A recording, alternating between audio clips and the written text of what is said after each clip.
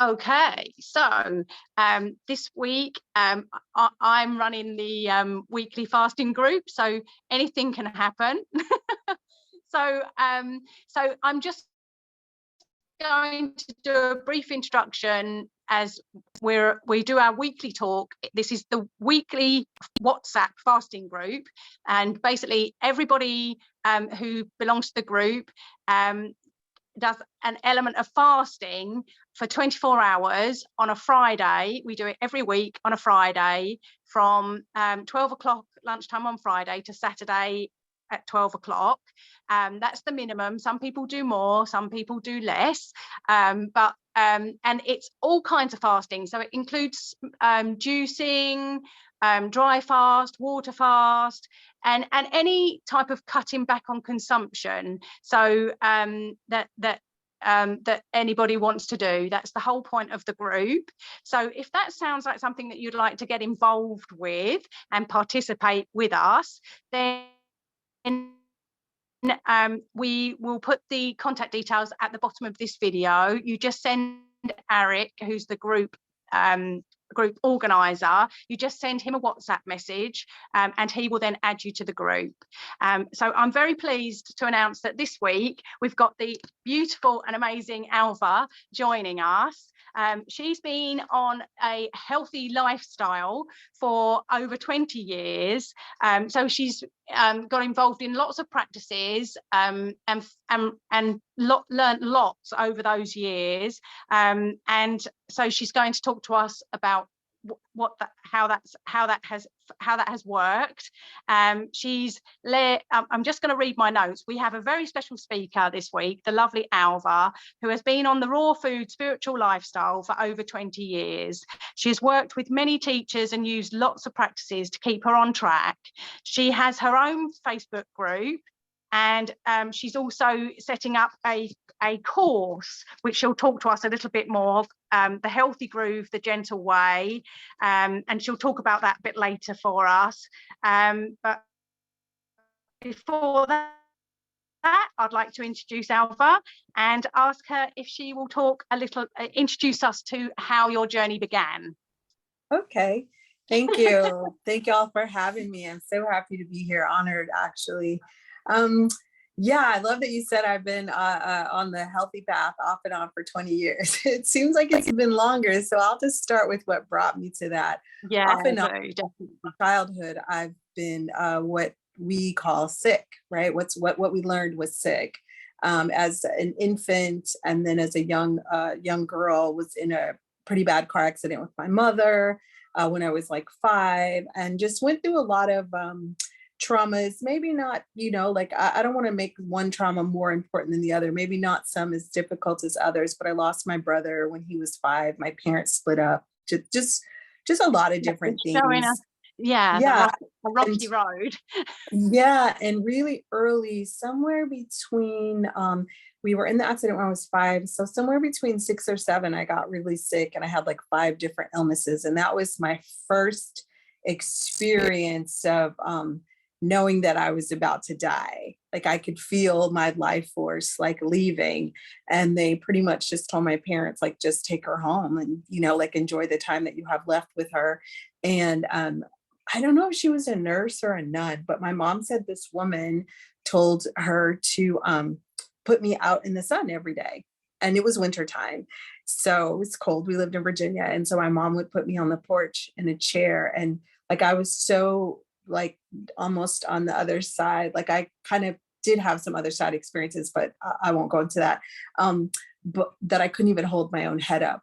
So she put me outside every day for like 20 minutes, and I started to get better. And like, I got better pretty quickly. Like the doctor was really surprised when she took me back, like in a week, that 1, I was still here, and that 2, that I was improving. But that led to like a lifetime of like antibiotics and vaccination and just like other stuff. Right. And then at 18, I fell out of a chair backwards. 25, I had a stroke from a brain aneurysm, recouped from that. And then 6 months later, I was in a multi-trauma car accident where I was really, really laid out. Like I had to learn how to walk, how to stand, all of that stuff again. I had several different injuries, heart muscle was involved in that accident as well. And I did have 3 near-death experiences, but the one that is the most interesting to me that was uh, a big wake-up call in some sorts, would be the fact that I was watching them do the paddles and kind of giggling up in the corner of the room, like, oh, they really think like they can bring me back, as if it's somebody's choice outside of yourself. Wow. So yeah, so lots of experiences. And I grew up in a very religious home, and something about it didn't quite fit with me. Something did. Like, I have a deep love for the infinite, call it God, call it great spirit, whatever works for any person, universe. But my middle name is Godiva, which means gift of God. So I always joke and say God put my name in there so I wouldn't get too far, because that could be a little bit of a wild one. And so as a young child, I did have this love for nature, and I did have this love for the infinite. Even though I went to traditional church, I got my own meaning from it. But it sent me on this really curious path. And my parents, God bless them, weren't very emotionally intelligent people. And I don't mean that as in a judgment or criticism. They just lived in really, really hard times to be African Americans. And so they couldn't have emotions. Like, they just didn't have space for that. And I know their parents didn't either. Right. And so I was a lot of suppression imprinting, like coming through a lot of pain and trauma from them. And so what do you do with this like really bubbly, buoyant, no, mommy, I don't really think that's what God is, child, kind of thing. And she was a single mom, so doing the best she could. But my escape from the things that hurt me was reading. Reading was the healthy escape, if you will, or a door. I don't even know if it was an escape, but like it made me start. I was very curious as a small child about Hinduism and Buddhism and just a bunch of different things, and I was sick a lot as a kid, so I had a lot of time in the house and a lot of time on medications and stuff. So fast forward to early, like mid 20s, I stumbled on. I'll back up 1 second. As a kid, I loved to eat vegetables and fruits, and before the age of 10, I never had anything out of a can or frozen that my grandmother didn't get from her garden. Wow. And my family was not on board with that. Like, you got to eat your meat, and you got to, to be healthy and strong and all that kind of stuff. And so I spent a lot of nights at the dinner table, like literally slept at the dinner table, because I just wouldn't eat it. Like, I just didn't like it. And then in my teens, when I was sick, they were like, you need your meat, like, or whatever. So eventually it just felt like a battle that wasn't worth fighting. And I will say from that point on, I went in and out of being vegan and vegetarian a lot. And I noticed in the periods where I was vegan with high raw, things went away. Allergies went away, asthma went away, depression went away, things like that. But I found that hard to sustain because there was emotional trauma there. I started using laxatives to binge and purge when I was 10. I started smoking when I was 12. I got into alcohol. Like, I was an alcoholic up until my early 30s, mid 30s. I got into recreational drug use, and from the accidents and stuff and some injuries, I got into prescription drug addiction. And so those over time went away. And I again, I'm going to credit that to being more vegan and more raw. Like, I don't know, I just didn't need them, if that makes any sense. So how Karen and I met, fast forwarding, is through really kind of like, I really wanted to beat food addiction. I realized that I have been replacing those things. I've done a lot of therapy, a lot of EMDR, a lot of hypnosis, a lot of ayahuasca and psilocybin, and there's a lot of different modalities, most recently somatic work, which I find that to be very, very, very helpful. And having this love for the divine and being willing to try different, avenues, which wasn't very popular in a very both sides of my family is like, my mom's side is Methodist, my dad's side is Baptist, and there's no other religion besides those two in their mind, right? I've been everything. I've been Mormon and Pentecostal, and in my early 30s, I just decided there's one power, one love that I call God or life, that's everything, and that's what I owe my allegiance to. I don't have a title. So, but I still hadn't made the association with the way I was eating was keeping me sick. Like, that's what kept coming back, right? And I had this victim mentality that I picked up early in childhood, and so life was always happening to me until there was something in my teens with Gandhi and in my young adult life with Gandhi that kind of stuck with me. But in my early 30s, I started running into like people like Deepak Chopra and Louise Hay and Eckhart Tolle, and that began to open some things up. So I've been doing consciousness work and self-development work very diligently since my early 30s, if not before then. I would say maybe like my late 20s. But anyway, but I still hadn't made the association again about the food and the sickness, and then how that like bogs the mind down and stuff like that. And many teachers, I've been very blessed to work with many teachers that are world famous authors and different things like that. But coming into the work of Byron Katie for me was life changing. I went to an event after going through a foreclosure and being separated from my children, luckily 22 and 15. And she said this thing, I'll never forget it. It's Einstein's questions. The most important question a human being will ever answer is the universe friendly? And I'm not going to tell you at that moment I thought the universe was friendly, but what I did feel in every fiber of my being is that I'd lived in an unfriendly universe for 40 plus years. I owed it to myself for the next 40 years to live in a kind universe. Kind was really big for me at that time, kindness. And that opened up my world in ways that I could never begin to explain. And preparing to come and talk with you guys today, I sent Karen this longly waited bio because I've had such a rich and diverse life. But what I want to say, where it led me to right here in my journey, was things that I've spent years being ashamed of and feeling guilty about, or just unresolved or in pain and suffering.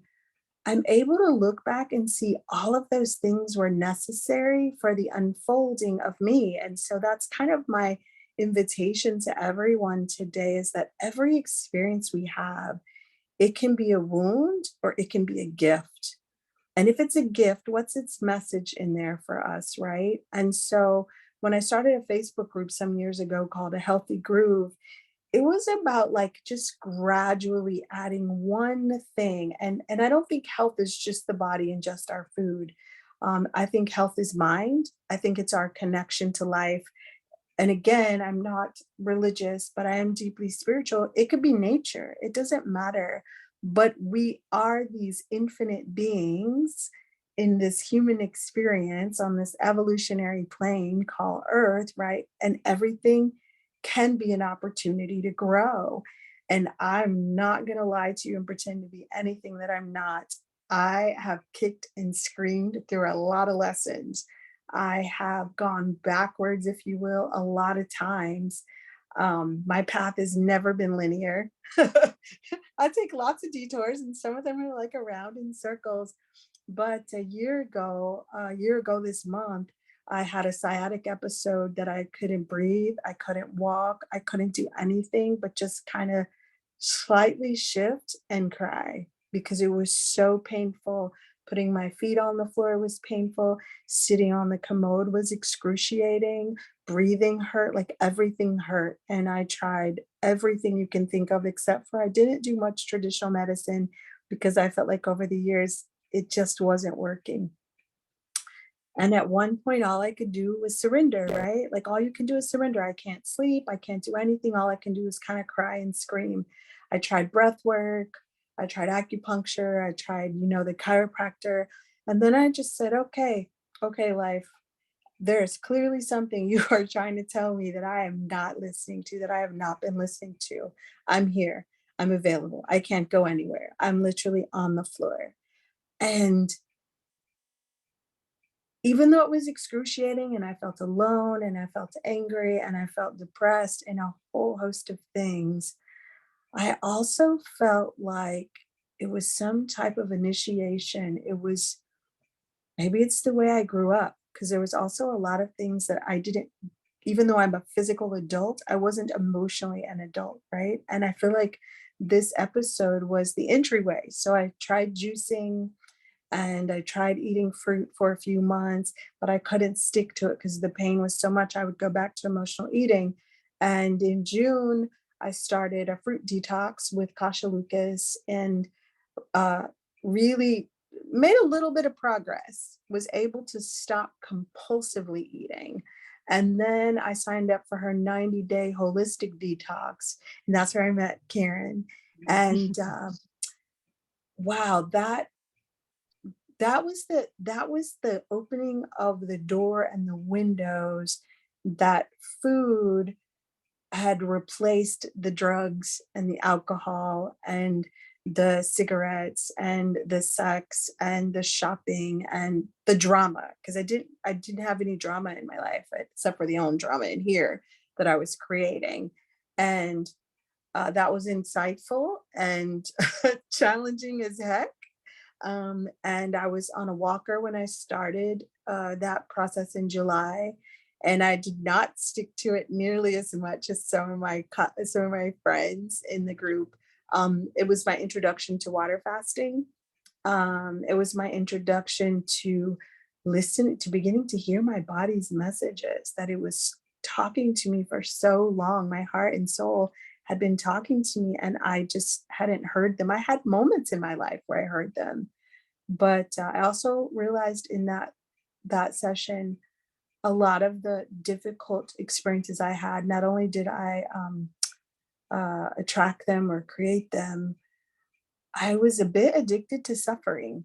You know what I mean? Like always having to struggle, because I grew up with that, right? You're black, you have to work twice as hard or whatever, whatever, whatever. And so there's a dopamine effect. There's something that happens in the brain, right? That, my life would be really, really good and then I would sabotage it. So the last year has been this beautiful gateway of developing a healthier relationship with food, with fasting, and really getting clear on what my values are and choosing them. And then um, the reason finding our healthy groove and the gentle way came about is people are like, you got to be disciplined, you got to be consistent, you got to be. And to me, that felt really harsh. I grew up, there's been a lot of harshness in my life, and I was very harsh with myself. I was not unconditionally loving or accepting.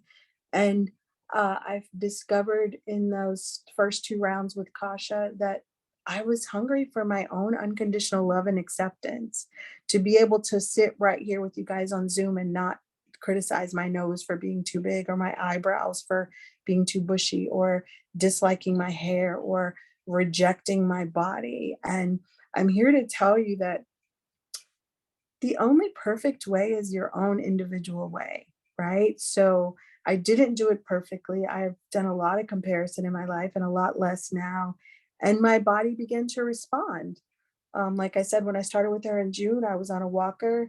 By August, the last week in August, I came off of that walker, and I'm still off of that walker. I do use a cane. Um, I dropped over 30 pounds. I've stopped weighing myself. I now use safety pins a lot on my pants and stuff, because I'm not ready to buy new clothes yet, because my journey's continuing. And so I do still live with some pain, but it is by no means excruciating. I have moments. And so this all led me to finding my own way. And it really started with me committing to, like, okay, I've been a terrible friend to myself. I gotta love me. And that's been really hard and and and really amazing. I don't know if you guys know who Glennon Mellon Doyle is, but she has this saying called brutal, and it's the mix between brutal and beautiful. That's how I would describe a lot of my life, but especially the last year.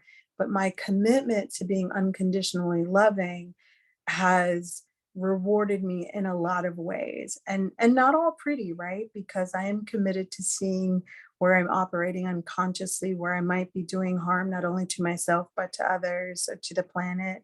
That doesn't always look good. Where I've created messes, like I had to quit my job because I couldn't work and have run out of money. And so there's that whole tape. Oh my God, you're 58, about to be 59 with no money, and you're too old, and all of that stuff. But those practices, the changing my diet, opening my mouth, asking for help, being willing to try everything, led me to realize that all of the answers are inside, but that doesn't mean I don't need external support.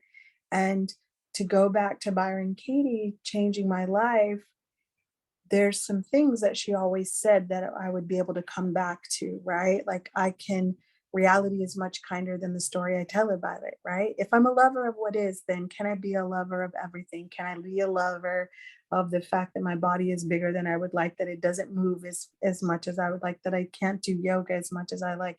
I don't just, water fast for 21 days like some people do, or 10 days. Can I love all of me? And there's this song, if anybody wants, and I don't have to, but it's called Blessed We Are.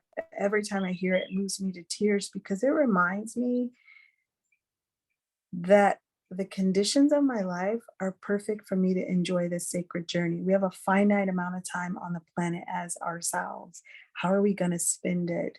This last year has taught me we have a finite amount of hours in the day that we can focus on something really well.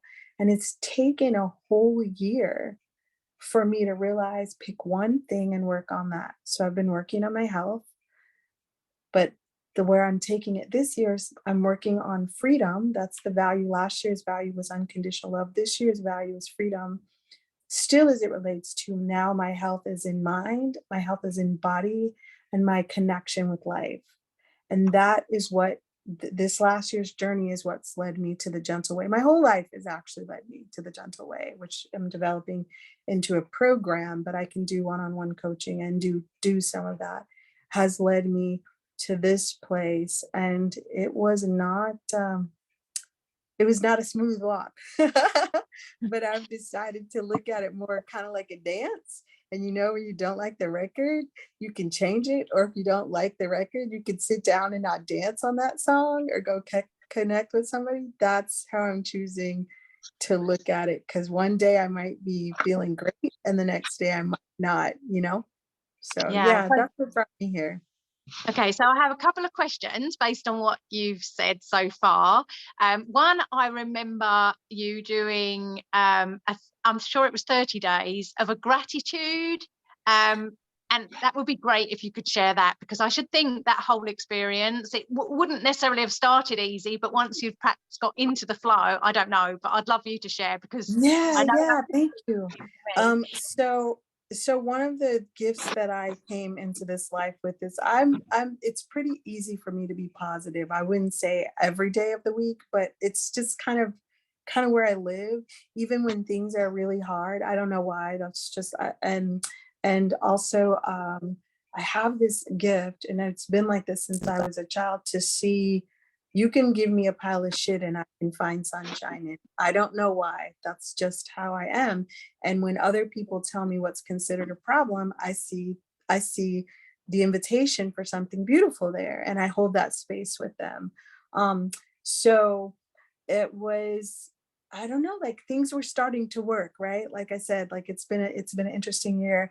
And I just had this thought, Queen Jenny, I'm in a group called Kings and Queens of Raw. And in the month of October, I think it was, or September, I don't know, one month, she did a self-love challenge to the group. And it was just one little act a day. And I picked how I talk to myself to like not compare. And I didn't remember to do it every day, but I noticed that I felt better by focusing at picking one thing again, right? Mm-hmm. And then so the next month I said, hey, I'm going to run it was November. Yeah, I'm going to run a gratitude challenge because my family stopped celebrating Thanksgiving years ago for its roots and blah, blah, blah. Right. But I've always thought of it as the month to be grateful. And I thought, well, there's a lot of people in the world that we all do the month of November differently. Why don't I use my practice this month and share it? And so I did. I made gratitude posts in several different groups every day for gratitude. And you're absolutely right, Karen. At first I was like, okay. And then I did it. And I was like, wow, this is really taking up a lot of time to say something different in each group that I'm grateful for. Right. And then I was like, like about 9 days into it, what the heck have I gotten myself into? And then I was like, hold up, homegirl. You got breath. You got people that Yeah. love you. There's like sunshine. You can see my mother's blind and doesn't have great hearing. You know what I mean? And so I just found these things. And the more I focused on gratitude, the more I found from the really, what do we call mundane to the most wonderful, it just grew. And then it became this like thing that like, I did want to share it like in all of those places. Sometimes I shared a video instead of, but there's so much more, no matter how awful life is. I just felt there's so much more to be grateful for. Even the challenge, there's a story that Oprah tells. She was on her bathroom floor and she was crying. I don't know what happened, but she was in a lot of pain. And Maya Angelou called her at that time and said, "What are you doing?" And so I guess she said, "I'm on the bathroom floor crying." And she's like, "You get up right now and tell me 3 things you're grateful for." And she was like, "What?" And Maya wouldn't let her off the hook. And so Maya said, if you can feel pain, that's something to be grateful for because you're alive. That is an experience on the planet. And that really struck me. And it was sobering too, Karen, because I realized in that month, even though it's been a long time, I've been mourning, or should I say, I've been avoiding grief and mourning that like I used to be this really active person that could do yoga, I could do Bikram, I could do poses like so easily. And I don't know when my body got like so heavy and stiff and problems with the hips, having to have a hip replaced. I know it wasn't an overnight thing, but what I didn't realize, if I would have just ever let myself stop to grieve and feel that, I probably might be, I could very well be in a different place. And that gratitude practice made me grateful for everything. It's changed my relationship even more with my mom. Like I'm grateful for everything my parents taught me, positive and negative. I'm grateful for the opportunity to learn and grow so that I can heal generational pain and suffering that my grandparents probably couldn't feel. Like actually feeling is a blessing. It's a gift. Our emotions are a gift, even if they're uncomfortable. That's what this journey is teaching me. Like discomfort isn't a bad thing. It's not something to run from or to hide. We can meet it. We can meet it with love. We can feel it. You said it beautifully in the week that you shared the presence process with us. He said, Michael Brown says, feeling is healing, you know? Yeah, Yeah, that was probably a really definitely. long answer. No, that was cool. So, I'm sort of digressing onto. So, did you say that you actually had a long-term raw lifestyle when you first got into veganism, or? I did say I've been raw so in 2015, I for a while from the accident, I've had some back stuff, but then my hips really started to hurt probably like in 2010.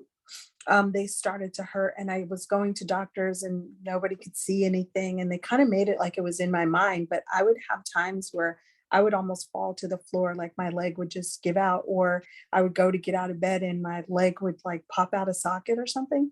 And so I started that January of 2010 was my introduction to green smoothies and then juicing and then being raw. And I did pretty good because I was doing it with a friend and her husband, like her whole family, like they were kind of neighbors, and we all did it together. And then I went to the school of Byron Katie, and the food there is very light for 10 days. And you know how it feels like to be light in your body. Well, then, and we went to Mexico, and it was really easy to eat, light there or whatever.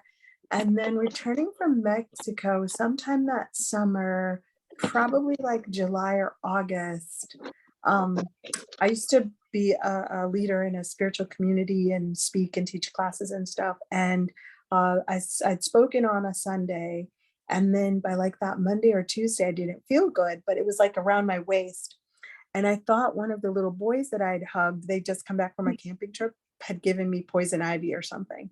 And so my girlfriend made me like some salves, and I tried that. And like after a week of not sleeping and excruciating pain, my best friend said, "If you don't drive yourself to the doctor, I'm going to take you right now." I was like, "Okay, I'll go to the doctor." So I go to the doctor, and it's shingles. And I'm in my early 40s, like who even knows that? I didn't know you could do that or whatever. So anyway, I did opt for the antiviral meds. I did opt for some kind of injection because I was really in a lot of awful pain and couldn't sleep. I wasn't sleeping. And for the pain meds. And they did not mix with juicing and salads. It was like, that just made me sick. So here I had the pain and the sickness. So I did eat like cooked vegetables, but I also, my friends, that I finally let someone help take care of me because I was really in a bad way. She was a big meat eater, so she cooked meat, and I ate a little bit. And I'm not gonna lie, it made it easier to take the meds. The other thing I wasn't prepared for is I really didn't have a raw vegan community or support system. So every time I went somewhere, it was weird. Like, I would teach a class, "Oh, why are you drinking grass?" Like just all of that. So it was very easy. I'm very social. It was very easy to fall back into, okay, I'll just add a little meat here. Okay, I'll just add a little dairy here. Not too much dairy because I'm allergic, but that kind of thing.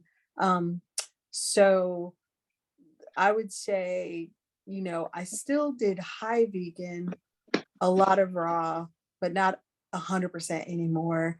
And that lasted for a couple of years until one day I went to get up and fell down and couldn't get back up, and had to be taken to the hospital and find out. That's when they finally diagnosed, "Oh yeah, you have bone on bone in this right hip, and oh yeah, you've got this stuff going on in your lower spine, and oh yeah, this is going on with the left hip." And I couldn't walk for like 10 days. And so of course I was on a lot of drugs then, and that doesn't mix very well.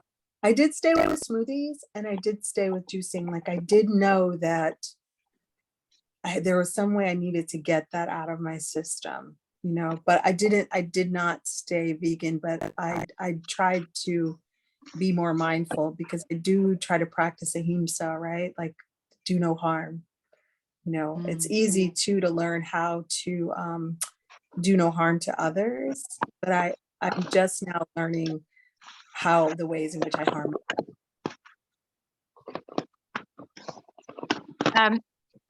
Judy, do you think you could put the yourself on mute for us, please? Yes, sorry. Thank you. No worries, I'm getting a lot of rustling. Thank you. Okay, fab. Okay, so who would you say were the most inspirational? Who were the people that have been the most inspirational in your journey To date? Sure, I would say Louise Hay from You Can Heal Your Life. I was in a dysfunctional relationship, and there's a line in the book where she says, "If there's a mess in your life, look at me." And the teacher that led me to her I was suicidal at that point. I was about 32, and I was on 11 different medications. Something to sleep, something to get up, something for anxiety, something for depression, something for I had really bad acid reflux and stuff like that. And my nail technician, she was just like the most chill person in the world. Her name is Nikki. And I just wanted to be around her all the time. So I would go to her like almost every other day to get my nails done. And she introduced me to her mother, who introduced me to meditation and incense, and Louise Hay.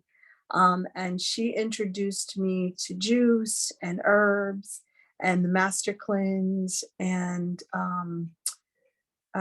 she did introduce me to veganism and microbiotics. And that was life-changing. So at that same time that I was suicidal and my relationship was going down, I had esophageal something, but it's like where you have holes in your esophagus, and they wanted to operate. And I was very vain back then. And I was like, the surgery cuts you from the top of your chest, like down to your navel. And I was like, absolutely not. I will not be walking around with that scar. So, and I'll just back up one. When I had this stroke, you know, the vanity got me through, because I was like, oh no, I'm not going to be walking around with a droopy arm, a droopy mouth, and schlepping a leg. I'm just not going to do it. And 7 months later, after that therapy, being in the accident and can't walk again and got all the little metal stuff, and they wanted to cut off my leg because my pelvis was fractured in a lot of different places. And I told that doctor, you must be out your damn mind. I'm not about to be raising a child out of a wheelchair. And I am no disrespect. That's just where my mind was, right? And that, and I have to, and I'm grateful that my mind was there, because it got me here, right? It got me here. So back to influential teachers. So it would be Foster Burton, it would be Louise Hay, definitely Michael Beckwith, Eckhart Tolle for sure. Like I said, Byron Katie, Gangaji, and Kasha introduced me to, yeah, I would be remiss if I didn't say Guruji. His name is Sri Sri Ravi Shankar, The Art of Living. Because as I said, I grew up surrounded by in a lot of religion, and it just wasn't a fit. So I felt like a black sheep in that way, and I felt really odd. And that introduced me to yoga, which really spoke to my heart and soul. And it introduced me to all different types of meditation. And I had some really powerful experiences, and we'd have to talk about that a whole nother day. But I will say this one experience that I had where I dissolved. Like I was laying on the beach, and the next thing I knew, I was the sand, and then I became the entire universe. And it was in that moment that I knew that we are so much bigger than we think we are, and so much more. And everything is really okay, that this is the way life loves itself and is dancing as itself, as us, right? And that was the home that I had been searching for my whole life, if that makes sense. And so I followed him for 5 years. I'll always say he's my guru, in the sense that I think, if I remember correctly, it means teacher, or one who dispels the darkness. And I got frustrated with him because he wouldn't let me become a teacher. Like I was so gung-ho and in it. And it was years later, sitting in the spiritual community where I was a leader, that I just felt this grace wash over me, as I do right now speaking to you, that he taught me not to follow others, to find that place within. And it's so easy for me to get distracted, but I'm just eternally grateful that I keep coming back to that place. And in this last year, in the journey since meeting you and so many others, finding Herbert Shelton and those, I didn't even know the body could heal itself. I had no idea that the body was self-cleansing, self-healing, and self-maintaining, but it needs our support. And so I feel like this last year, with the sciatica, it's teaching me so much grace about the gift of life, and the body being really this incredible temple. Because without the body, we wouldn't even experience, we wouldn't be talking, we wouldn't be here. There would be no fasting, there would be no family, right? There would be no seeing of the birds and smelling of the air. So I feel like this really painful experience just continues to crack me open. And Karen and I briefly said to each other this morning, I've reached this place, a teacher that I have that I've been doing somatic work with, she invited us to surrender, and she defined surrender into melting as something higher. that just really touched my soul. And I feel like to do that, I also have to trust, right? I have to trust life loves me. And my anchor has been, how do I know life loves itself as me? I'm breathing. I'm talking to you guys. Like it obviously needs me, right? It needs us. If we weren't here, it didn't have need for us in this way anymore, but we're all here. And so there's just so many gifts that keep coming. And I'm not going to lie to you guys, I still have really hard days. I've had some really hard days the last 2 weeks, and that's okay. What brings me back is the gentleness, right? Is okay, what am I committed to? Okay, I'm committed to love. I'm committed to freedom. Those are my two top values. Is this thought that I'm holding, is this action that I'm taking, is it loving? Is it loving to me? Is it loving to my family? Is it loving to the planet? Is it loving to the other? Is it giving back to the universe in the way that it supports me so? And that always brings me back. And that I think will endear Katie to me. While that's not the way she does it, that is the gift of working, doing the work.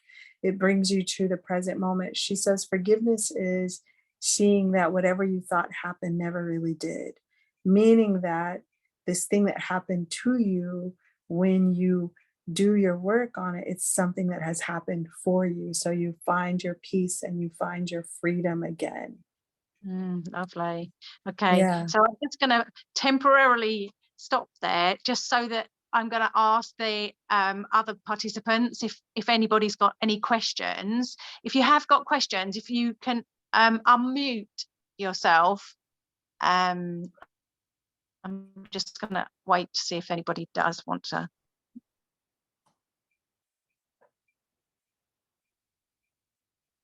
Okay. Has anyone got any questions? No. Okay, we'll carry on. Okay. Then. Fab. Okay, so yeah, so I would like you to explain the Byron Katie technique. We've got some questions. She does it through questions, doesn't she? Yeah, it's a process of inquiry. And it's 4 questions. Is it true? Can you absolutely know that it's true? Who would you be? Wait, I'm missing one. Is it true? Can you absolutely know, is it true? How do you react? So let's do an example. Okay, let's do an example. How do you react when you believe that thought, and who would you be without that thought?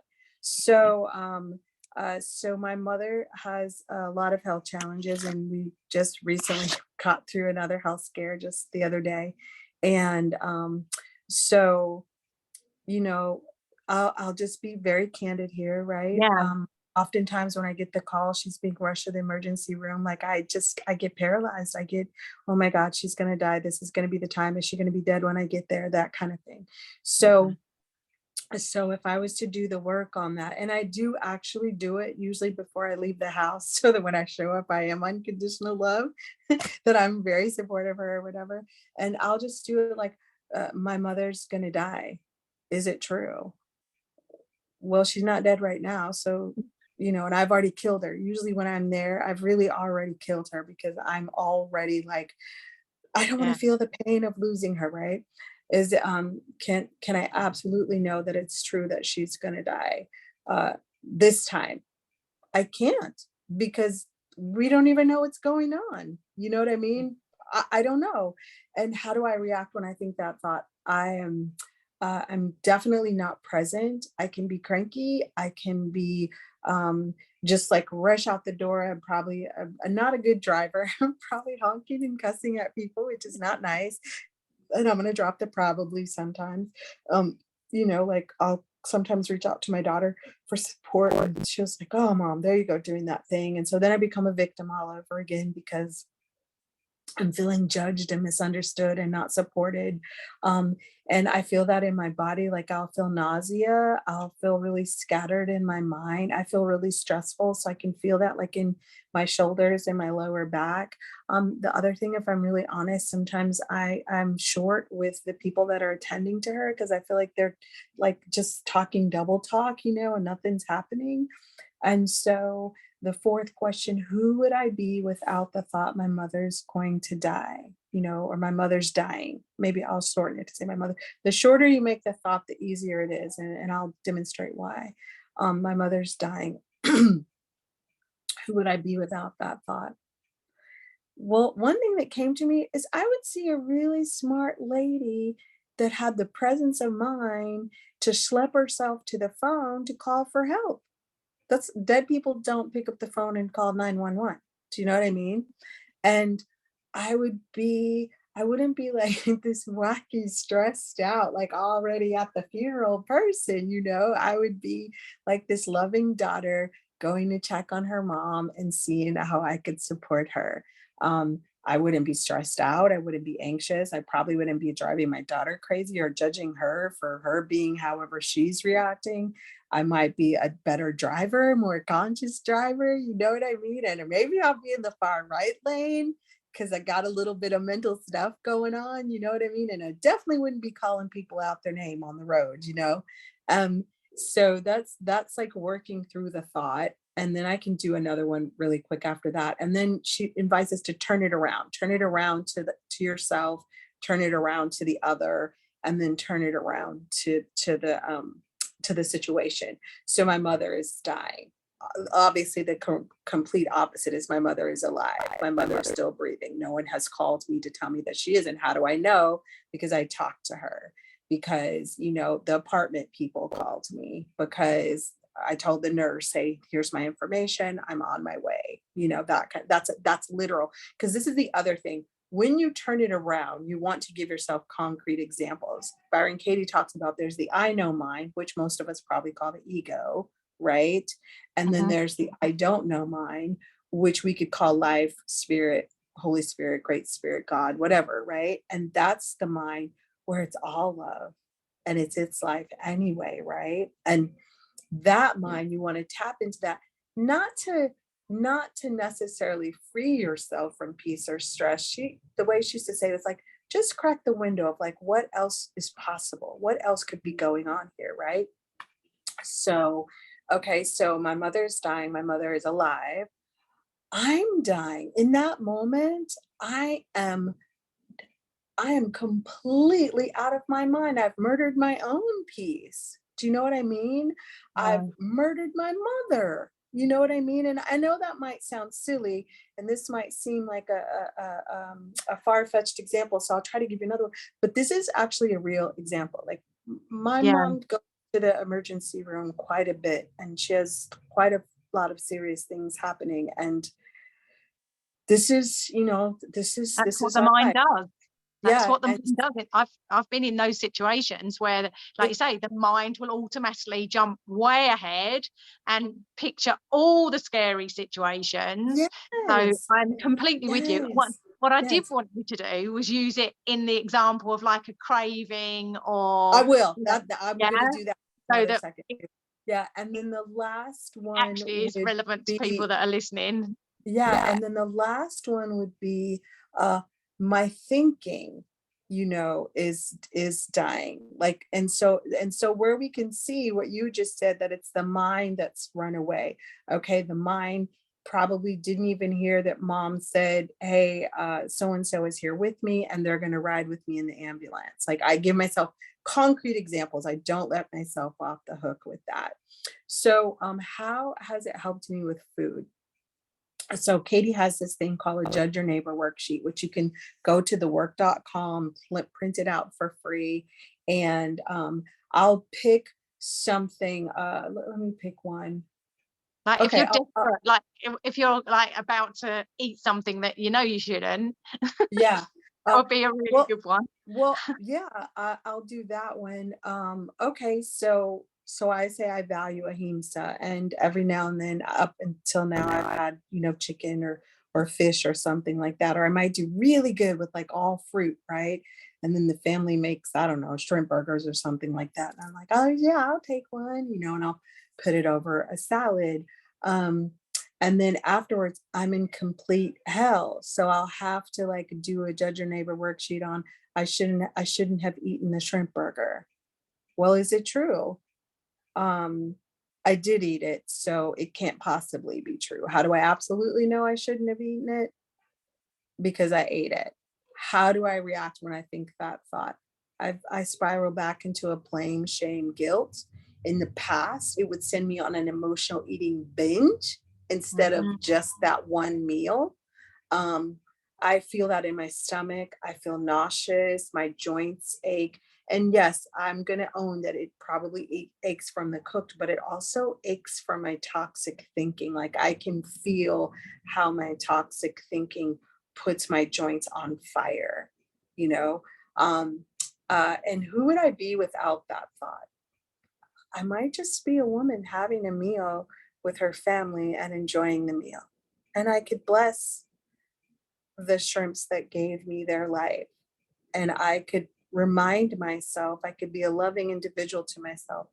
You know what? We don't really eat like that anymore, you know? And so, and then turn it around because fasting and detoxing and healing and being healthy is not just physical, it's mental and emotional. And so I believe that the work of Byron Katie has helped me and continues to help me to unpack that so I can continue to make aligned, loving, freeing, peaceful choices. So if one is fasting, one thing you could do, as Karen said, like with the craving, and I did do this the other day. Katie says that instead of having that war in the mind, all war belongs on paper. And so I do still write it out, even though I've been doing this work for, 12 plus years. I do still write it out or I'll type it out on my phone. So this craving that's like, you've got to eat this. It's been 24 plus hours. You need to eat something that's like your head is like, blah, whatever. I'll sit with that and I'll be like, I need to eat something. Is it true? And I just sit. This is the other thing. I really need to stress this. A long time ago, and I believe she still says this, the way she does the work, she called it meditation. And so I sit. I usually do better when I sit outside, but I will sit inside. I can sit in my car. I can do it. I used to go to Starbucks and do it every day for an hour in the morning and an hour in the evening. Because she says, if you really want peace and freedom, do the work for breakfast, lunch, and dinner. And she literally means for breakfast, lunch, and dinner instead of a meal. But anyway, so you go and you sit. I need to eat.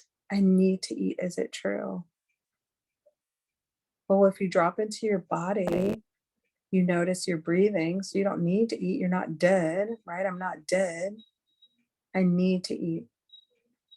Do I really need to eat right this moment? No, like even as I'm sitting here and I can feel this inner agitation, right? Kind of like a storm. I don't need to eat. And I don't need to eat whatever that thing is that's craving. Can I absolutely know that it's true I need to eat? No, I really can't absolutely know that I need to. I hope this doesn't offend anyone. I know you guys are fasting. I'm not fasting today, but I am eating fruit today. But my family like eats eggs in the morning and I really love eggs. And so I really need to have an egg sandwich. I can't absolutely know that. So the answer is no. It's a yes or no answer. You wait until the answer comes, not the mind, not the ego mind, but you wait. And how do I react when I follow that thought or I believe that thought? I'm just going to be honest. How do I react when I believe that thought I really need to eat and I'm having an intense craving? I'm short with my grandchildren, whom I love them to pieces. They're 6 and they're 2. I might find myself like being snippy or not present. I'm checked out on my phone, and I'm giving you guys real examples here. So forgive me if I'm teary. How do I react when I think that thought? I'm angry with myself. Like, God dang it. Why can't I beat this thing with cooked food and non-vegan? I'm so critical. Why can't you be disciplined? Why can't you be more consistent? The war is like so violent when I experience a craving and I haven't even eaten anything. This is just sitting with the craving. And so you just let yourself feel that, be with that and breathe through that. And then who would I be without this thought? I need to eat right now. Who would I be without that thought? I might just be a woman thinking. I mean, we have 70,000 thoughts a day. We don't follow all 70,000. So why is this thought any more special than another, right? I would be free. I would be peace. I might even be giggling, and I do giggle sometimes at the mind, because the mind's like, you gotta eat something. Like you gotta, like, like, what are you modeling to the kids, and blah blah blah, blah, all that other craziness, right?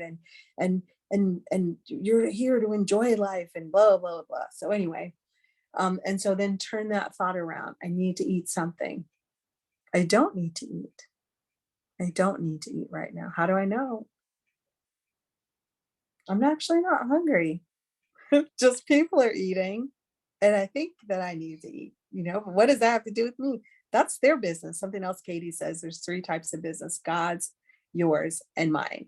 And she says, when we're out of our business, that's when we feel stress. That's when we feel fear. That's when we feel all the other stuff. So then the next turnaround would be, I need to eat. I don't need to eat. A legitimate turnaround would be, I would go to, I am eating. If I'm fasting, if I'm just water fasting that day, water is nourishment, right? It's hydrating the cells so that the body and the intestine and the colon can release that old fecal matter, right? It's got to get hydrated. What better sustenance could I be providing the body than water? Or dry fasting or juicing, like whatever that thing is for you. But I'm just finding legitimate. It's usually on the days that I water fast that my mind goes berserko. So I'm just giving you a legitimate one.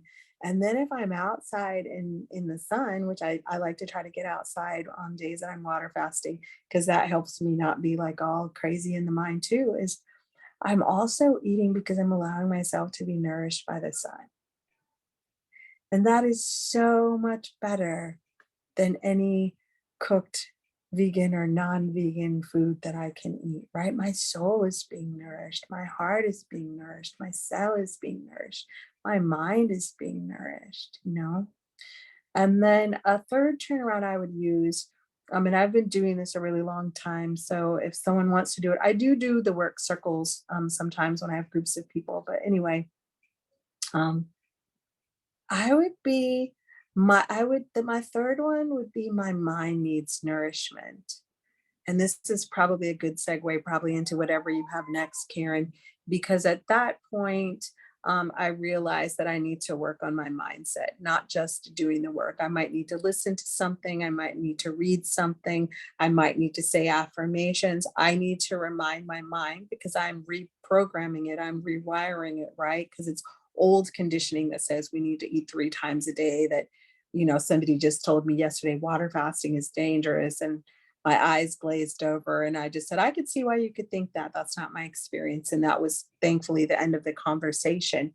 But I do feel like my mind needs to be fed, right? It needs to be fed what I want it to know, what I want it to know about, like maybe the next time to be able to tell people, well, there's a lot of scientific research, and here's a few resources that say these are the benefits from water fasting or from dry fasting or from juicing or whatever. And so I do believe that where attention goes, energy flows. So whose mind is it? It's my mind. It's my peace.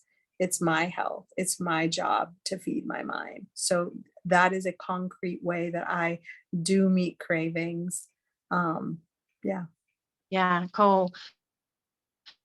Okay, so I know you, when you're staying at your daughter's house, it is a challenging situation, isn't it? Because they are eating.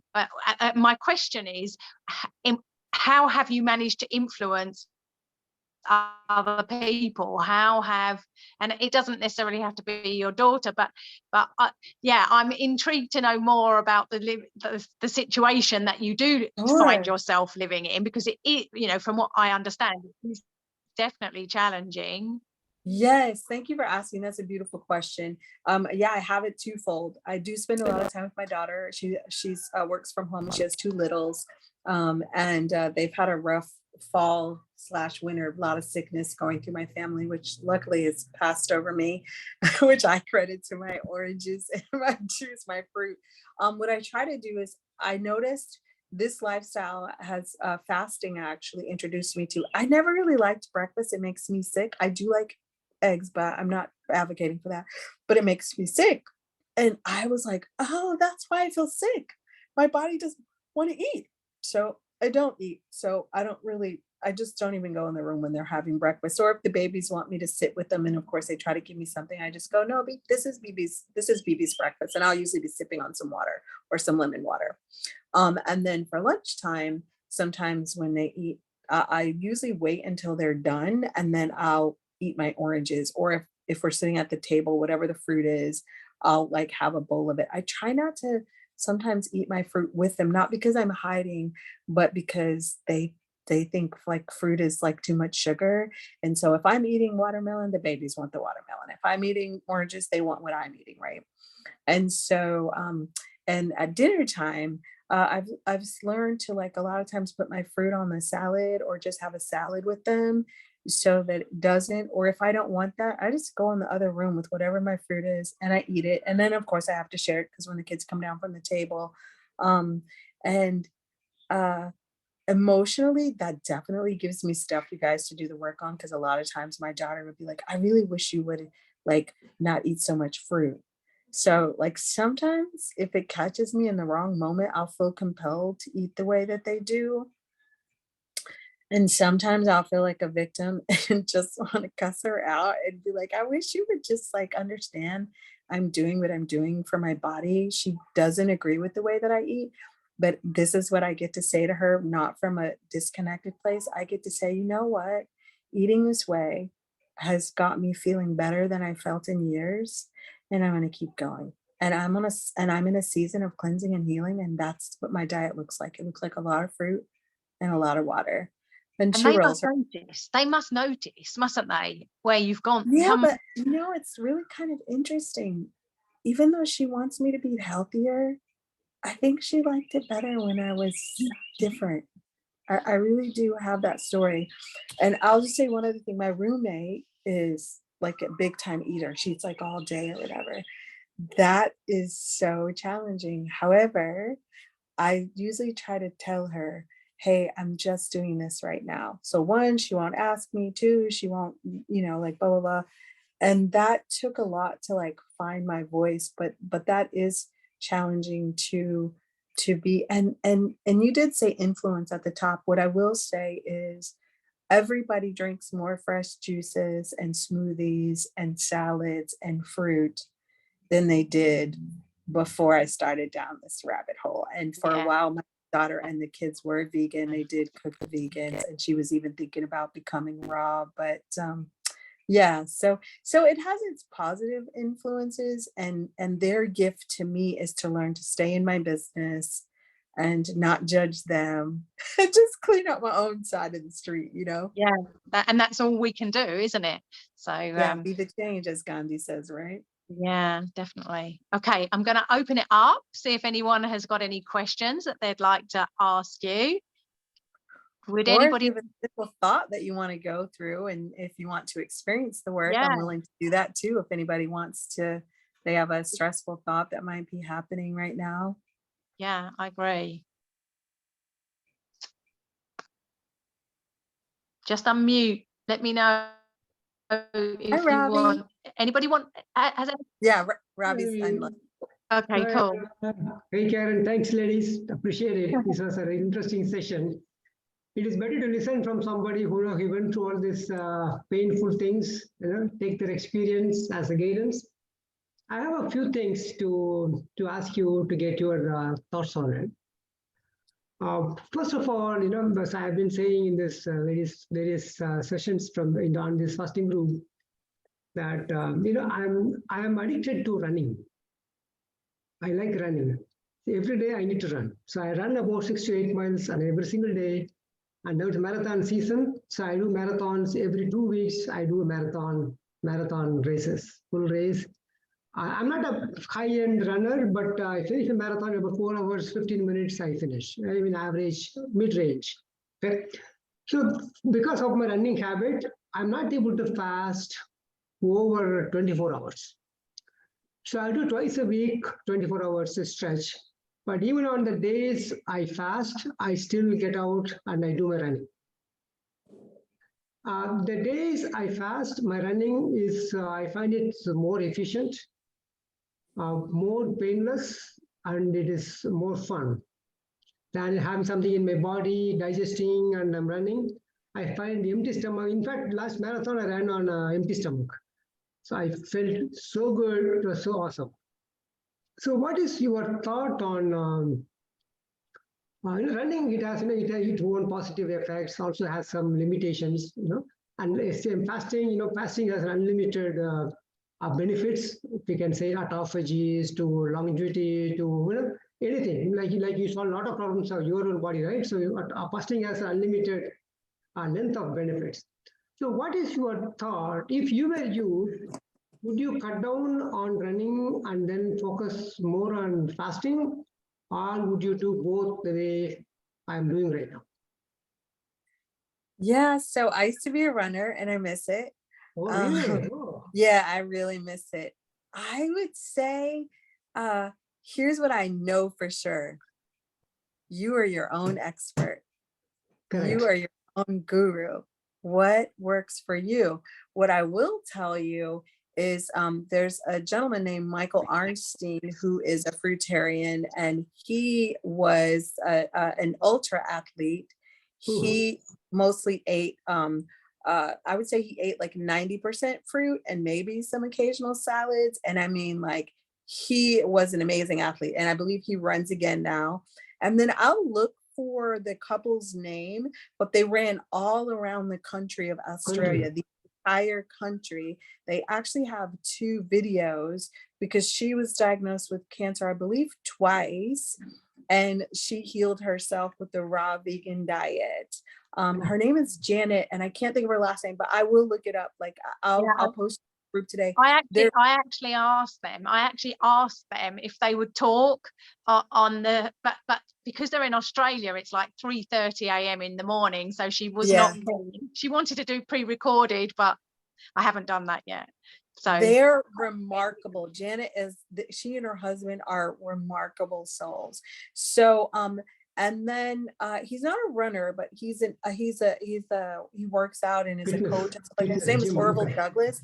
He always recommends on you do your best performance on an empty stomach, right? And then whatever that is. What I would say is, if I was running again, I would run on an empty stomach. And I do hope to do to return to running. I'm going to be honest with you. I actually know that I'm going to return to running at some point in my life.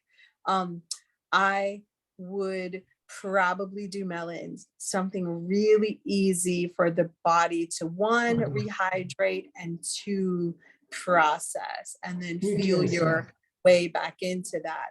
But honestly, if I'm honest, I don't think I've ever asked a question that somewhere inside I didn't know the answer to, maybe just wasn't willing to sit and be quiet.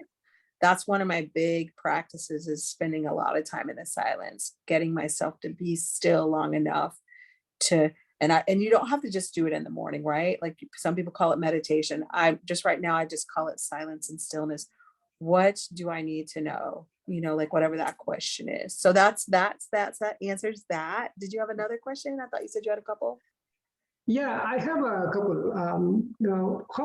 When you fast, how long do you go for? You go for more than 24 hours or series of days, or?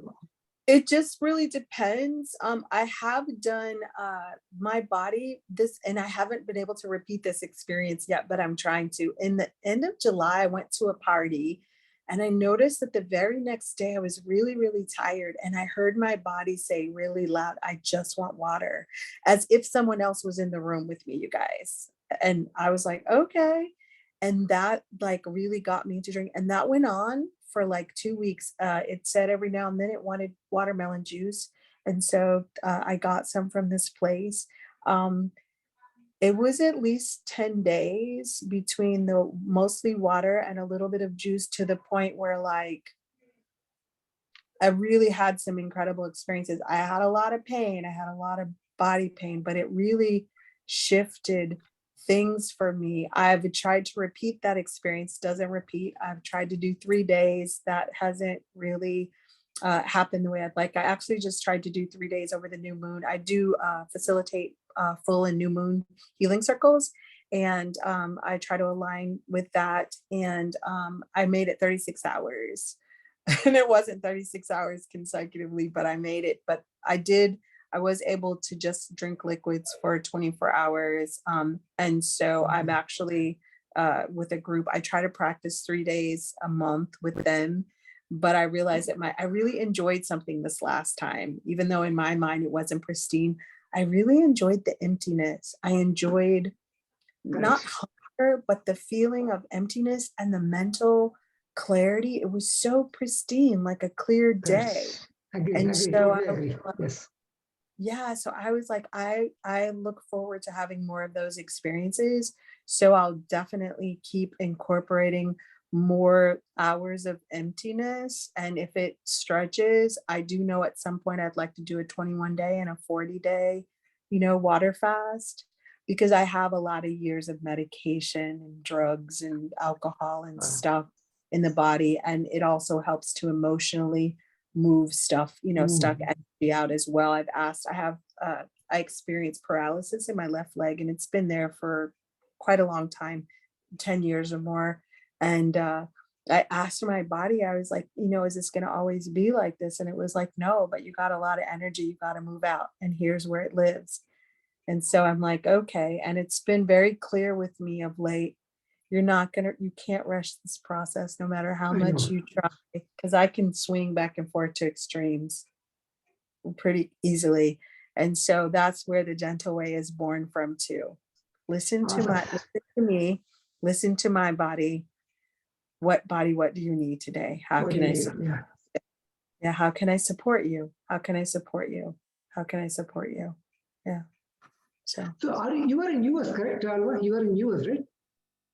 I live in Dallas. I did live in Euless. Yeah, I live in Dallas. I live in Houston. Oh, okay. I get down to Houston sometimes, and I also come to Austin a little bit every now and then. You should come to the Fruit Luck.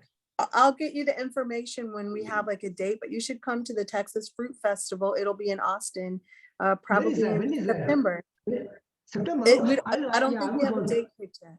Yeah, I'll let you guys know when that comes, because I'll be one of the speakers this year. I'm going to be there just to meet up with you. Definitely, I will come there. Yeah. Well, when next time I come to Houston, we'll have to get each other's information so we can connect. Yes, ma'am. Please don't forget the fruit festival. I would definitely like to meet up with you there in Austin. I'll definitely make sure you have the information. I'll give it. Yeah. Thank you, Alva. Thank you, Karen. Appreciate it. Thank you. Thank you, Robbie. Thank you, Robbie. Thank you. Does anybody else have a question?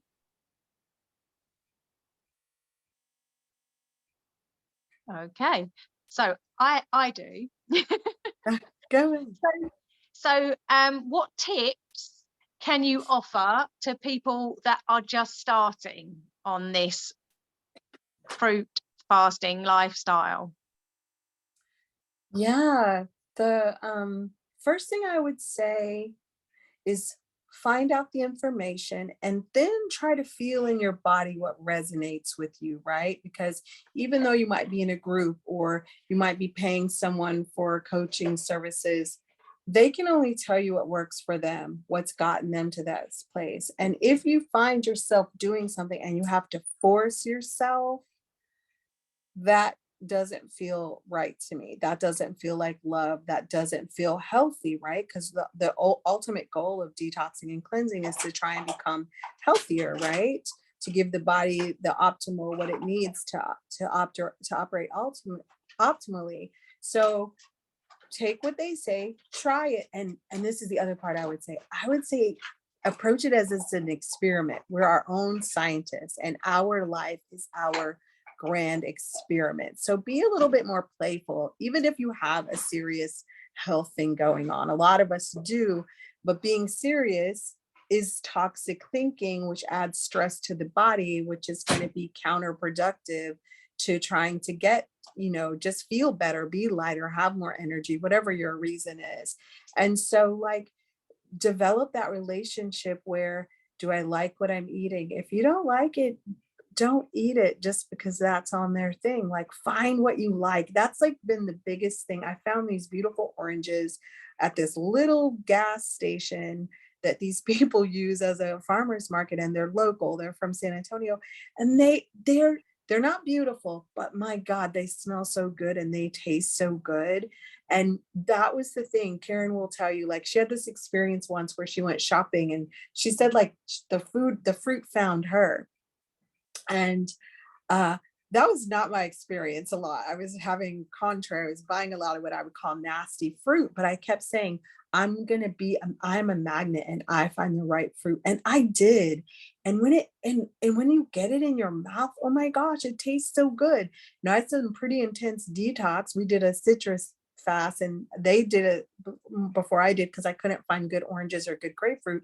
But I had some really intense, like, it was working my lungs, and I at night would taste nicotine on my tongue, and I knew that was my body purging, years of smoking. And I was having reactions in my gums and my nose. I felt like I was breathing through a straw. So when it comes to detox symptoms, if you will, Lauren Whiteman said it in this group. She called them, instead of healing crises, healing events, and they're to be celebrated. That is what I do now. If I have a headache or a lot of, drainage or a lot of coughing or a lot of pain, I get excited. I'm like, oh my gosh, I must be body. Am I doing the right thing? Is this what you need? And it's like, yes. I'm like, okay, so this means you're working on something. And the other tip I would say is, please be kind and patient with yourself. Wherever we are in our journey, we didn't get here overnight, so it's not going to reverse overnight. It doesn't have to be hard. It might be uncomfortable. It could be uncomfortable. And even with that, I still use an affirmation. I affirm that my detox experiences are easy and enjoyable, right? Because it doesn't have to be hard. It might feel uncomfortable, but if I, one, expect it to be uncomfortable, I notice, because our thoughts are creative, right? That it's going to be uncomfortable. And two, then I have a tug of war with the discomfort instead of a body, how can I support you? When it's telling me go outside, lay on the floor and stretch, dance sitting down, because a lot of times I can't dance standing up because of mobility stuff, right? But you can move. Or it might be telling me to take a deep breath, take naps if you can, and if you work where you go somewhere and it's a 9 to 5 and you don't have that, make sure that whatever the program is you're doing, again, make it fun. Like, how can you make it work for you? Like, rigidity did not help me at all. Trying to force didn't help me at all. There is a way to be consistent without, we had a teacher, consistency looks like every single time, every single meal, every single day. Well, we have a beautiful friend named Johanna who said, Alva, look back over the last month. I believe that you've eaten more fruit probably in the last 8 months than you have in your entire life. And she was absolutely right. And if I had to break it down into percentage, 90% of everything that I've eaten since June 1st would be fruit, and probably higher. And so that to say, look for what you can celebrate every day. Every choice that you make, that's goodness for your body. Every sip of water or juice or what dry fasting, those moments. And the last tip I would say is, trust your beautiful, intelligent body. It knows what it's doing. Listen and trust it. When we worry about headaches, is there something we should do? Oftentimes it might be sit more water. It might be lie down. It might be go outside, or it might be to put on some music so you can just relax and just know that it's working the toxins out. And sometimes I'll do that. When the pain sometimes is really bad, I lie on the bed or the floor or wherever, and I just imagine this white light going through all the cells of my body, helping it do whatever it is that it needs to do. Because I can, especially when you have physical pain or mental pain, right? Emotional pain, we tend to tense up, and that actually makes it worse and creates a longer lasting experience or more stagnancy. Whereas if we can do our best, no judgment, to breathe through it And then just send every cell, whatever part is hurting, I send it love and ask it, how can I support it? Those are my tips. Lovely. I've got more. Okay. So what were your biggest takeaways from the 7 months of work that you did with Kasha's groups? I really, really learned the importance of fruit in hydrating the body. And honestly, I really like eating fruit more than water fasting or juicing. I actually used to juice a lot. I don't really juice very much. I do still love orange juice occasionally, or I might blend some fruit. Last week I blended some apples and grapes with water, and I really enjoyed that. But the kind of hydration that my cells, that my body needs, it comes from fruit. And so I focus on high watery fruits. I learned the beauty of simple salads, but I'll be honest, if I eat a salad, a lot of times that can be a slippery slope for me, because then I'll want salt and I'll want chips and it'll bring on other cravings. So I do better with fruit. I really had to learn again, not again, I'm just gonna say unlearn. What a beauty of working with her is the unlearning of old programming. You know, you have to do this, you have to do that, or even Kasha as the external authority in my life, right? Like one of the things I learned to do as a child is people please, right? For love and affection. And so like, I want to make people happy, and I want to do what she says. And I had to find my own way with it. And sometimes when she still doesn't agree with me, right? Like she still wants me to be more that like. was my experience too. Is like, you, at the end of the day, the only person who really knows is you. She may be giving you her, again, like you said earlier, she's speaking from her personal experience, but we're all on individual journeys. And like you say, and we have to ask our bodies whether that's the right thing, whether that works for us. So Totally. yeah, so that's interesting. So that would be the biggest thing. And she does actually tell you to listen to your body. So I guess that's like, I feel like that's the biggest gift. She got me in touch with listening to my body. She got me in touch with how good my body feels on fruits. And to listen more to my body than my mind, because like I would go to the store and buy a bunch of fruits when my body would be like watermelon, watermelon, watermelon, watermelon. And I would buy the watermelon, but I would also buy grapes and stuff like that, and then wind up wasting stuff, you know? And so now I really listen. I ask before I go to the store. I ask when I'm in the store. I ask when I talk, is this what you, because I just want to make sure it's not my mind overriding. And I do still drink a lot of water. And I noticed too, this is not something she recommends. I drink a lot of lemon water. My body asks for it. It asks me to squeeze lemon in water. I got a big old right here, and that's what I do. So yeah, I learned to listen. I learned to listen to my body. I learned that my body is the healer, and my body and that collaboration and connection with the silence and the listening is my teacher. It knows everything I need to know. Mm. So do you have a daily routine, and do you use meditation? Yeah, I do have a daily routine. I usually try to wake up when I'm at my daughter's, but even at the house, I don't want to say I try to wake up. Something wakes me up between 3 and 4, like about 3:30 or 4. And I believe it's Rumi that has a poem that says, "The morning breeze has secrets for you. Don't go back to sleep." And so I try to wake up then and sit in the silence. I really enjoy Sanskrit chanting. And so a lot of times I may put on some and listen to it and just count with my beads and say it silently. Sometimes I do it out loud. My youngest grandson, a lot of times in order for him to go to sleep, I have to chant out loud all 108 times, which I love, right? Both of them enjoy some of the chants I do. And then I'll sit in the silence. I try to, before I go to bed, to have a moment of reading of something, and then a moment of inquiry before bed, not necessarily Byron Katie, but I might just go, you know, who am I, to just go beyond. I'm not just the personality or this age or this body.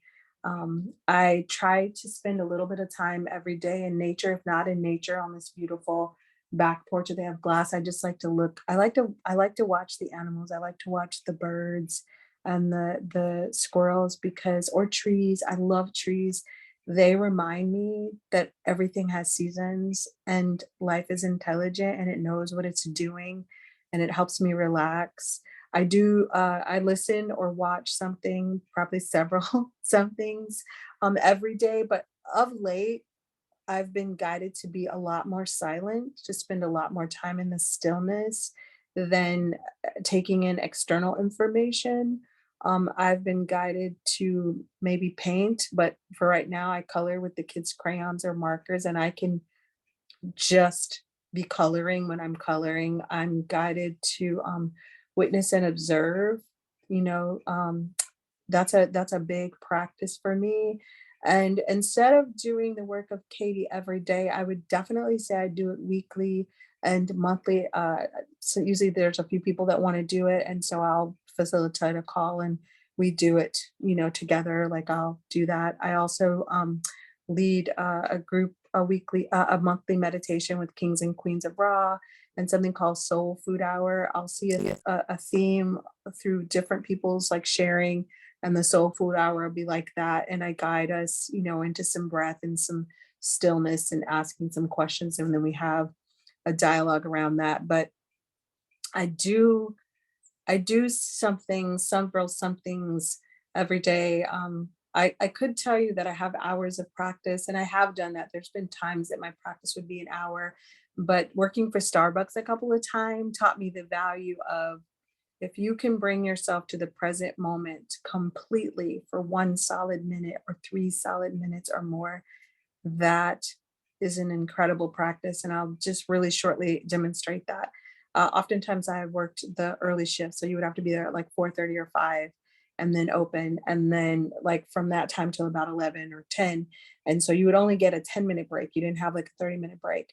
And so on that 10-minute break, you got to go to the bathroom, wash your hands, and maybe try to scarf something down or whatever. On the days when the weather was permitting, I would sit outside and I would close my eyes and I would just look up towards the sun if it was sunny, and if it wasn't, I would still just look up. And I would set my alarm, because I really only had 1 minute to do so. That 1 minute would completely recharge me mentally, emotionally, and physically. I would have more energy. I would be more clear. I would be more kind, and all of those things. And that was a really powerful time to teach me that it's really about maintaining your connection, right? All of the practices are about maintaining, consciously choosing our connection with ourself, with our heart, with our bodies, with our higher power, whatever that is. And so I still do those, and I teach a lot of metaphysical classes as well. But I want people to think, is there value to meditating for 20 minutes or an hour? Absolutely. However, there's just as much value in 1 minute, 3 minutes, or 5 minutes, or if you're just having dinner, or when you break your fast, or when you're sipping your water. Are you present with that sip of water? Are you drinking it because your body needs it and you're happy for the nourishment? Are you present? Are you grateful for it? Are you grateful for the fact that you can swallow, that you can drink? Or are you just mindlessly going through the activities of our day in this conversation? Are we all present with each other, or are we on our cell phones? Are we squeezing this in? And no judgment, no judgment. I don't believe in judgment. I believe that there's zero intrinsic value in guilt, blame, shame, and judgment, right? It's just, life is just this beautiful, we have a finite amount of time here on the planet as ourselves. On the day of my last breath, I know I won't die with regret, because I try to make sure that when I go to bed at night, if today was my last day, do the people that I know, that I love, know that, you know, how did I treat people? Is there anything I need to clean up before I go to bed? Yeah, And I got the Buddhist practice.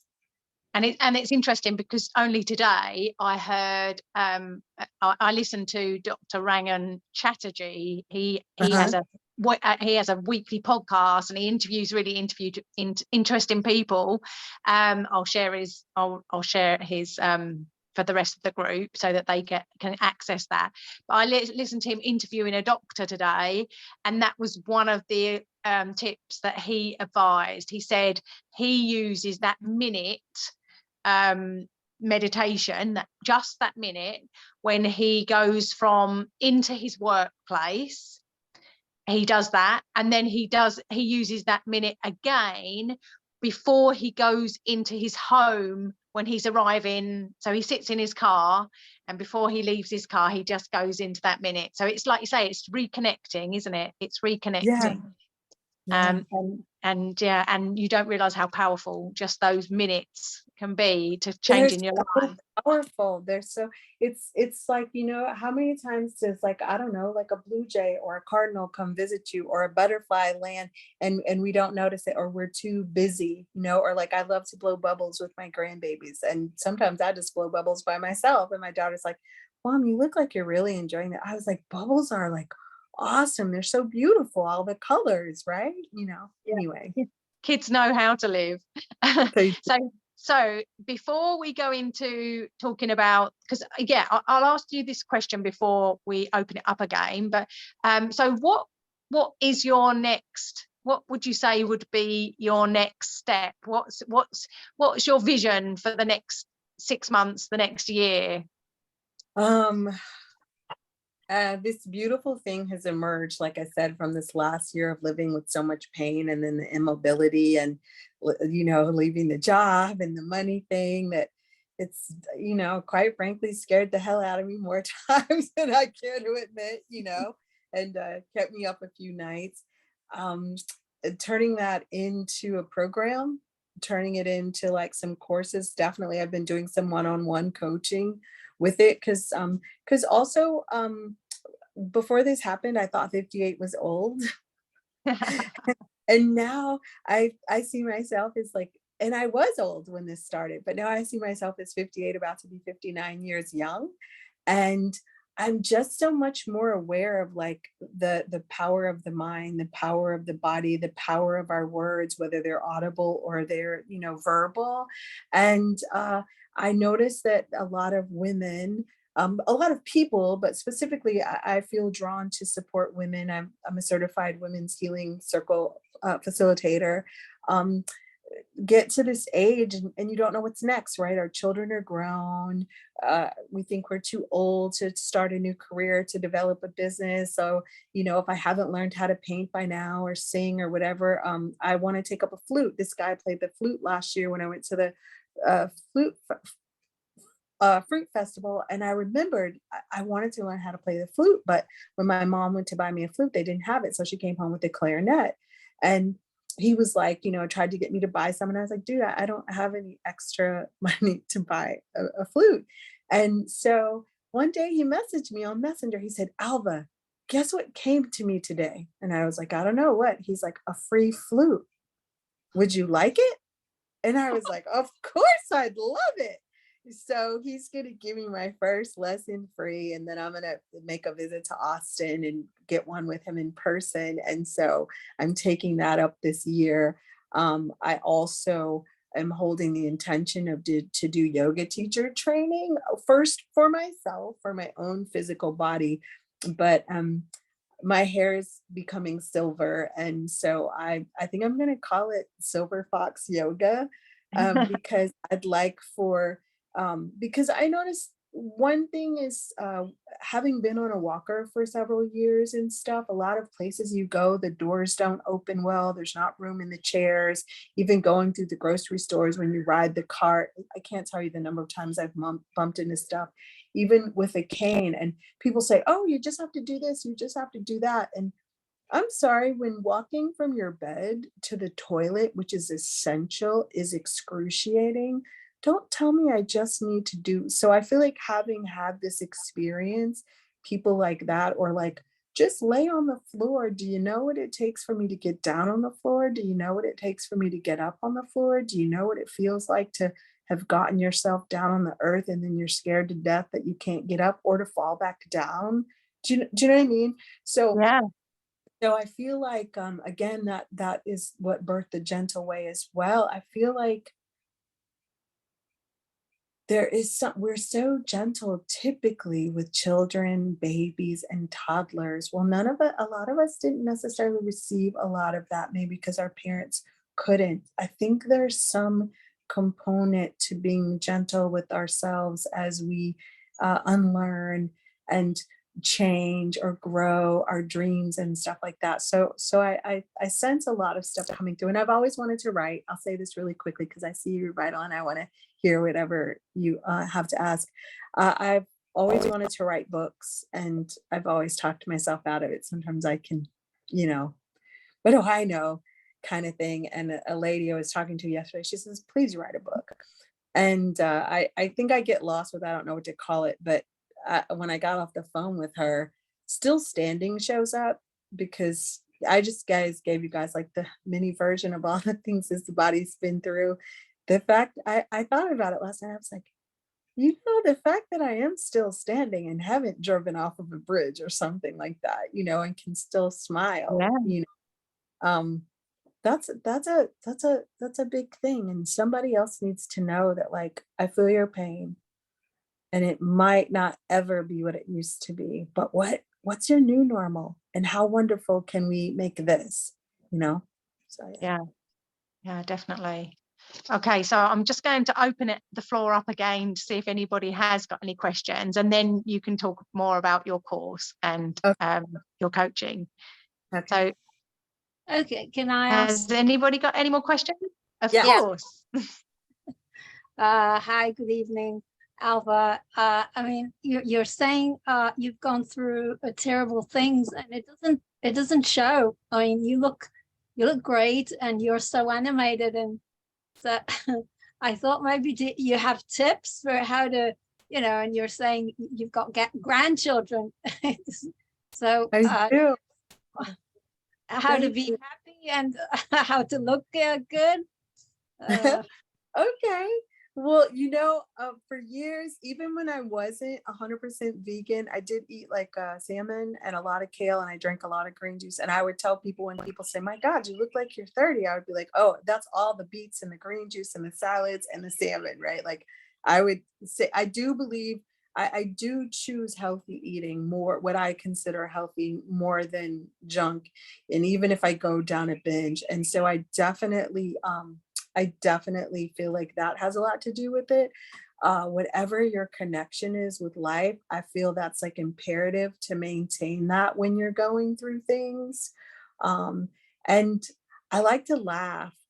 It might not always be funny what I laugh at. I'm not talking about laugh at people, but I'll never forget that, like, 20 minutes of laughter is the equivalent of 2 hours sleep. And a consistent daily practice of laughter and or meditation, or laughter, meditation, and movement can take like 20 years off of your life. I do.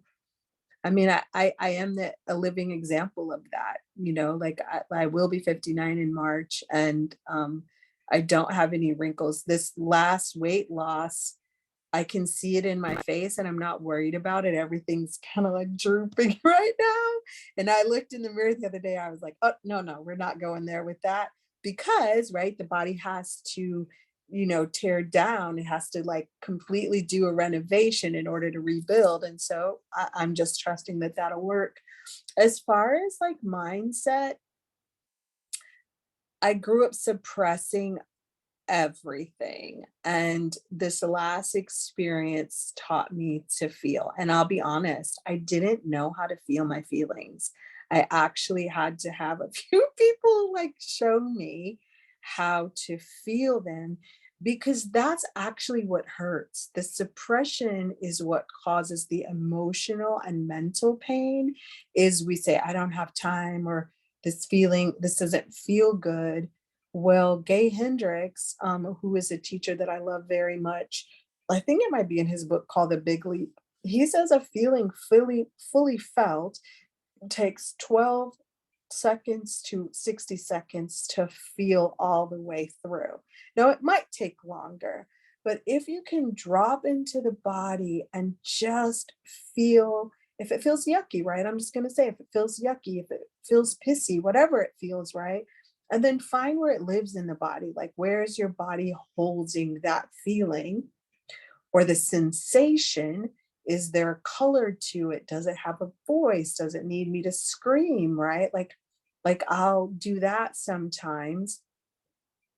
And I haven't been in a lot of environments where I've been by myself over the last years. So screaming, I didn't feel like I could scream. So usually I'll make like the facial thing as if I'm screaming, or my hands or something like that. And really only since last fall or late summer have I been so mobile, like even upper body. So I had to learn to wiggle. My youngest grandson taught me to dance wiggling, and so feeling those, and then just allowing it to come through. Is there a message? Is there something I can do to support you? What do you need from me? Sometimes I'll talk to, is this my little girl talking? And then another practice is, especially if I'm in a place where I can't do it, like the babies were sick and I really didn't have a lot of me time, or my mom is sick and needs a lot, I'll just imagine with my eyes open that I'm the blue sky, and whatever I'm feeling is a cloud. And then just I don't try to label it. I don't try to dismiss it. I just try to allow it to pass. And if there's anything that I need to do to process that, I tell myself I now put my hands on my sacral chakra and my heart. And I promise myself that I see you and I hear you, and I promise to come back and find out whatever it is you need from me and whatever I need to do. I find that those things are critical. And the last thing that I would say is, my body has been telling me, even through this craziness, to dance for a long time.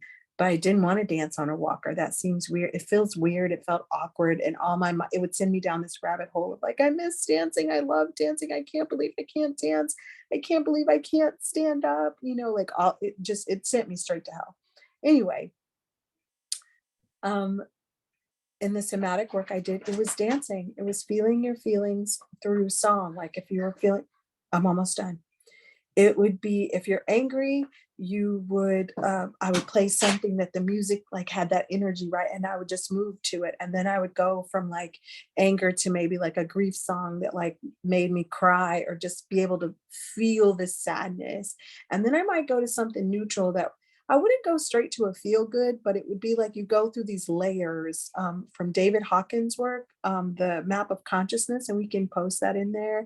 I would pick the feelings on there that I was feeling, or the emotions I was having, and then what I wanted to experience. And I would find a song that went through that, and I would just move my way up. And I'm going to just tell you, of all the work that I've done, that tool of moving your body to music and breathing, no particular breathing technique, right, has been the most powerful thing I've done. And I've spent thousands of dollars on workshops and programs.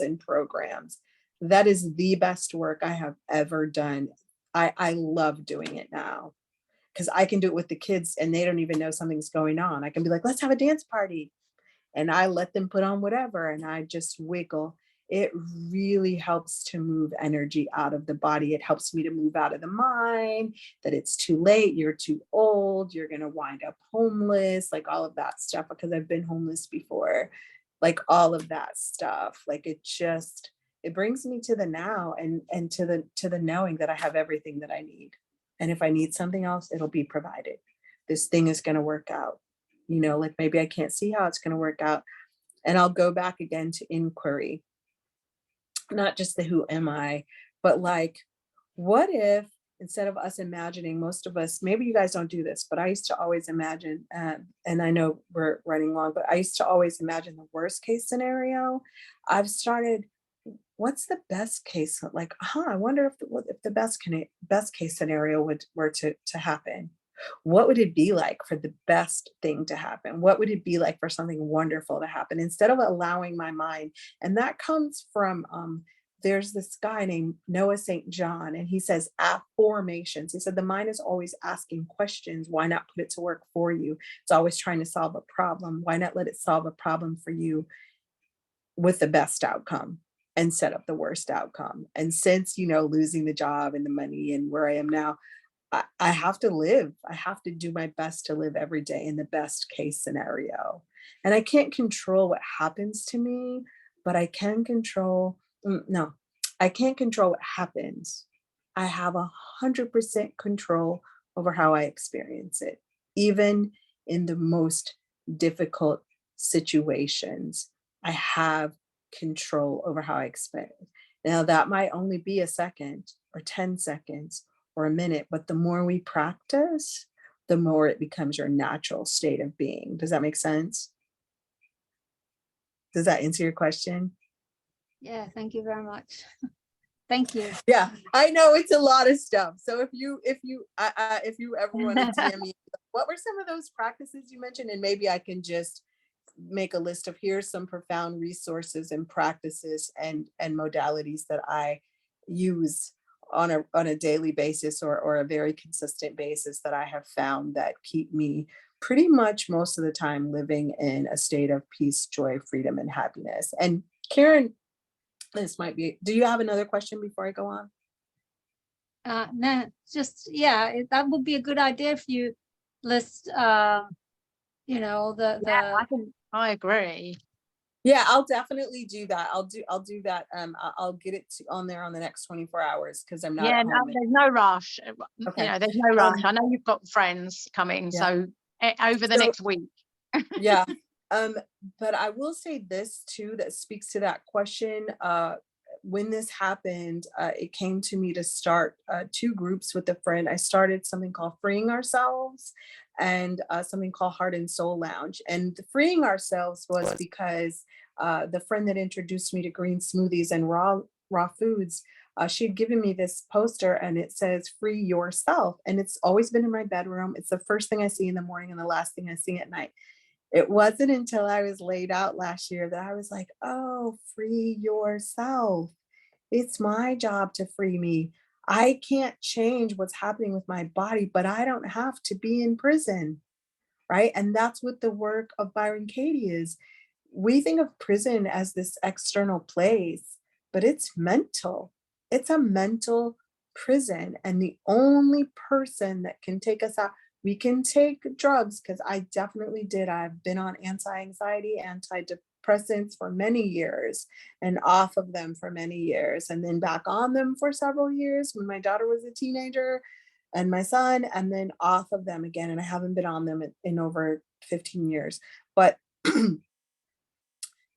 even with those things, we still have to be the one to choose our freedom. We still have to be the one to choose our peace.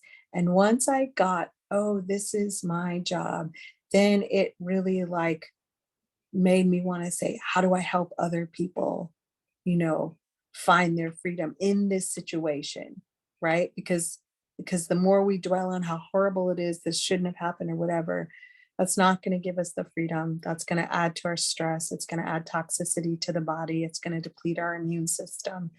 It's going to take away our health. And as long as we have our health, there's nothing that we cannot be, do, or have. Does that make sense?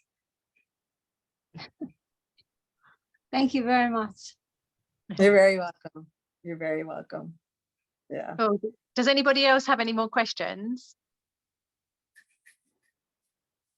If not, then, like I say, I would hand the stage to you, Alva, to talk about the healthy way.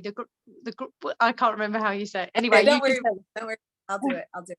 So I do have a couple of Facebook groups. I haven't been very active on Freeing Ourselves because I've been doing more silent inward, but Freeing Ourselves, I usually share quotes or practices, music, meditation methods, articles, things that help us free ourselves from just the entrapment of the mind so that we can be present for whatever we're experiencing.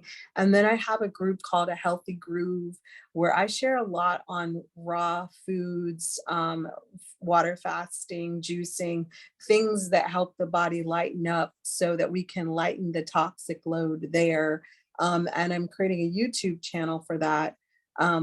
But I'm going to the thing about A Healthy Groove is it's one step at a time, one moment at a time, one breath at a time, right? Because if we're in a really challenging situation, whether it's a relationship or a job our body, an aging parent, a sick child, or a sick partner, or, you know, inflation and our bank accounts, you know, going down or whatever, right? You can't think straight for an hour, but you can maybe for a minute reconnect to the breath. Okay, right now I can breathe. As long as I can breathe, life has need of me. Oh, life needs me. So then probably most likely this thing is going to work out. So it's about one breath at a time, one sip at a time, one bite at a time, one moment at a time, maybe 1 hour at a time, because that's what I had to do. That's what I've had to live many times, one day at a time. And it doesn't mean that you can't make a plan, but it just means about not being so rigid. If you're trying to regain your health and nothing is critical, then really you can create like a fun experiment, a fun journey. If something is critical and you do have to be super, super diligent and there is no wiggle room, you still want to keep this like balanced state, like of harmony and order as best you can. And that's going to look different from Don Miguel Ruiz's The Four Agreements. There's one about always do your best, but he says your best is going to look different, not just from day to day. Our best might look different from moment to moment. And so I really want to help people like in this moment, what's the best choice that I can make? So that group is about that. And that is where I do, I like to think of it as coherence or mindset coaching. I facilitate women's healing circles, meditation circles, and things like that. I won't go into all that stuff, but it's easiest to reach me DM on Facebook Messenger. Again, the Facebook group is Freeing Ourselves. There's one called Heart and Soul Lounge that a friend and I have that's we are going to reignite that sometime in 2023. But I'm very active in A Healthy Groove, and I will be very active in Freeing Ourselves in March.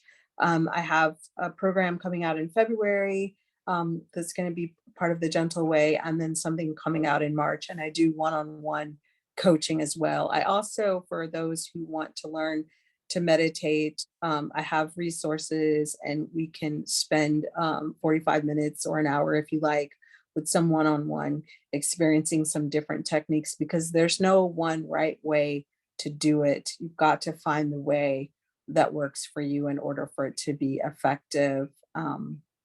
Yeah, that's it. And my email address, I'm easiest to reach, like I said, by Facebook and Messenger, but my email address is Alva, ALVA, and then B for Baltimore at iCloud.com.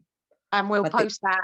We'll post that under the video. Those are the easiest ways to reach me. And I also do, like I said, the full moon and new moon circles. So those things will be posted. I hadn't really been sharing them on Facebook, but moving forward in March, I'll start sharing those and opening those up to well, probably February, actually, opening those up to, because I know I'm doing something on the 5th, and opening those up to the general public for like a donation basis. Perfect. Yeah. Lovely. Oh no, thank you so much, Alva. And like I say, I'll post as much, and any information that I need from you, I'll let you know. Okay. And everything will post underneath the video in the Weekly Fasting YouTube group. So thank you so much. Thank you, everybody, for attending. Thank you. Thank you. Appreciate you guys so much. Have a beautiful rest of your weekend. Thank you, Alva. Thank you. Thank you. And we'll see you soon. Thanks, everybody. Bye-bye. Bye.